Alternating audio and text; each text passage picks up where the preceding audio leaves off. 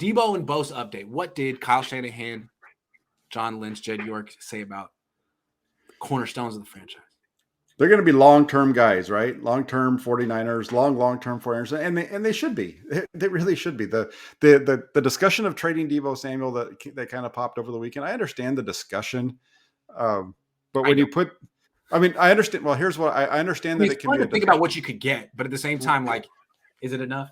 Yeah, I mean, I can understand like having like saying it's okay to have a discussion about it, but then for me, it's when you combine that with everybody complaining about how you need to put the best team around Trey Lance. Well, and then the next verse they're saying trade Deebo. I mean, come on, which is it? What do you want to do? Deebo Samuel is your best offensive player on the team. Right. Unless you think he's going to totally fall apart and have another, like, just never be healthy again. Why would you trade him right at 26 and right in his peak? No, I don't think that makes sense. And it's great that the Niners are committed to Deebo and Bosa. But all I would say is, like, the Niners have this pattern with Deebo. DeForest Buckner is the exception. But everyone else, they're like, we drafted and developed you. You've shown us 1 or 2 years or less of elite play or play that we like. We're going to project and reward you and make your dreams come true. And, like, it's a good way of doing business, right? Because it's like, we're a family. Everyone's happy. I don't want to put you through anxiety. I'm not going to put you through a lame duck year. I'm going to take care of you. But at the same time, it's not 100% necessary. The Niners could slow down. They didn't have to give Jimmy Garoppolo the extension after 7 starts. They could have franchise tagged him. They didn't have to give George Kittle an extension after year 3. They could have, I don't want to say a vulgar phrase. They could have broken his chops and said, "No, play it out." Or, hopefully you've saved up some money and you can hold out, but I doubt it.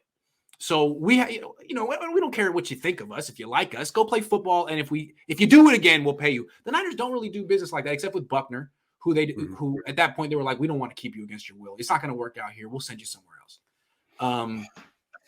I don't know. I think I'm kind of in favor of like slowing down with Deebo and Bo. Like, don't trade him, but at the same time, like, you want to give Deebo a 4 or 5 year deal that pays him at the top of the market at wide receivers when you're playing him at running back. You're playing him, not you, Jack, but you're playing him at running back, 49ers. Mm-hmm. No, it's scary. It is scary. That's one of the issues that with Deebo and the contract is how much are you going to use him at running back?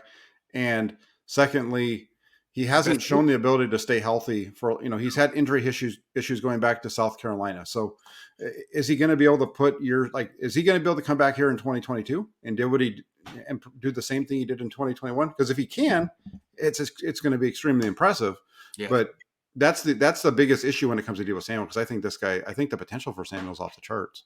I agree, but there's something like, it's like a double-edged sword with him. Like, what makes him the best weapon in football is the fact that he plays both positions. And if you were to limit him to just one, I don't think he would give you the same impact. I think part of what makes him special is that dual threat. And part of it is running back. And running back will shorten your career. And running backs don't make as much money. So it makes him more valuable and less valuable at the same time. And I think that's interesting. I think that if the problem that the 49ers have, and they haven't addressed it yet, and maybe they will in the draft, is Deebo doesn't have to play the running back. He can just be a wide receiver and be extremely good. But the problem is they don't have the explosiveness in their run game without him back there. That's their problem. That's why they missed Raheem Mostert so much, and partly why I wanted to have him come back. Because as a receiver last year, Samuel was on pace for 1,800 yards if he had stayed on his pace that he was over the first 8 weeks of the season. Yes, but let me just counter here. Deebo Samuel, as good as he is as a wide receiver, he's a very good wide receiver. He drops a lot of passes. Yes. And he doesn't catch a lot of touchdowns. So he's a very, very good wide receiver. But I still feel like this dude averages 6.8 yards per carry for his career. Like, he's too good. He's too good of a running back to, like, take that away. Yeah, I wouldn't want to shove him. I wouldn't want to shove him. But I think, instead of running, what happened last year was when they moved him into that running back role, his 6 carries a game. It was 6. Yeah, it was more than that, really. Yeah. I mean, that was kind of the marker, was at least 6, but he was getting a higher number than that even as the season wore on towards the last couple of weeks of the year. Yes, and not as many catches as a result of it. Right. Well, he was in the first 8 games of the season, he was targeted 10 times a game. Yes, that's right. The second half of the year, he was 5. It dropped in half. Right. That's why his receiving numbers fell. I think what they were trying, they wanted 10 touches max. They didn't want to overuse him. So they cut it in half and said, all right, we'll give you 5 carries, sometimes 6. And that means it's going to come at the expense of your catches. I would say, man, no, don't do that. Like, give this dude all the touches next year, but not a 5-year contract. I mean, come on. Give him freaking 150 carries and 150 targets next year. And if he makes it through, franchise tag him. I'm sorry. Like, it's football. Like, what do you really expect Deebo to be in 5 years? Yeah, I don't feel like that's a bad plan if that's the direction they want to go. And I hear the argument made with both of these guys that it's better for the Flyers to do it now than next year because of the cap going up. Do Deebo and Bosa's agents not know that the cap's going up in 2 years? Yeah. Do you not think that they're when they're in these negotiations that everything is targeted towards the amount of money that their players should be making? When they have an idea of what that number is, they're not going to give the Flyers a benefit of the doubt by doing it now instead of waiting. Let's talk about Bosa, because with Deebo, I kind of just want to go year to year just because, to me, unless they're going to say he's not a running back anymore, I don't see the purpose of signing a running back to a 5-year, $120 million deal. Bosa's different. Bosa checks every box except for the durability thing. Mm-hmm. He's had 3 seasons in the league, 2 have been elite, 1 he missed entirely. Mm-hmm. What do you do there? He has a 5th year. To me, again, I'd like to just not extend Bosa this offseason. Wait 1 freaking year. Pick up his 5th year option, see what he does. And I know he'll get more expensive if he has another elite year. Think of it as paying to be sure. Because if he has another elite year, who cares what the price tag is? He's a great player at an important position, and you're not spending on Jimmy anymore. You can afford him, just pay for it and feel confident. Now it's like, okay, feel good, but is he going to get hurt? Like, it's just still a little bit of a question because he only had 2 elite years as opposed to Trent Williams, who'd had freaking 8 or 9 when the Niners extended him. That's all I'm saying.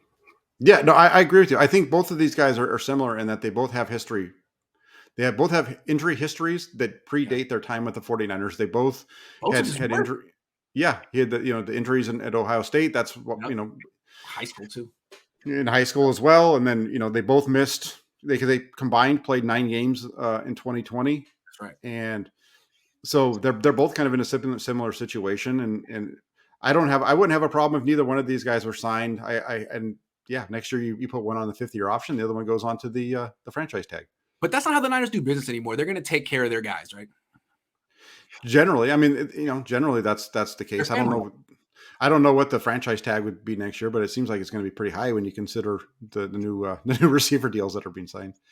The Niners always talk about how they're a family, and it's great. But this is where you might want to be a business. If you think like a business, 5-year contract for Deebo Samuel. Think about it. But I think Parag thinks that way. It's really Kyle who overrules him. Is like, need him. It's like, we need Jerick McKinnon. Like, okay, Kyle, I will get you Jerick McKinnon this one time. That's it, though. Uh-huh. Or Trent Williams when he did it with Trent Williams too. He did. Waruna says Deebo to Lynch. Hey, John, can you reconsider when extending Grant's press pass this year? I'm just the messenger. Don't even put that thought out there. Michael says if there's a quarterback competition, Jimmy will try to do some of the same throws. Jimmy can't make those throws, man. Do you see Jimmy can't throw the ball as far as Trey if he doesn't have anybody there and he does the javelin run up to make the throw. They didn't call a lot of deep passes for Jimmy last year because they were trying to play to his strengths and trade him, but they called him in training camp just to see. And Jimmy, man, he just throws it as high in the air as he possibly can. Do you remember that? I don't know. He was just like, what the hell was that? I was like, that was a pop-up. Man, don't take that page out of the playbook. Not happening.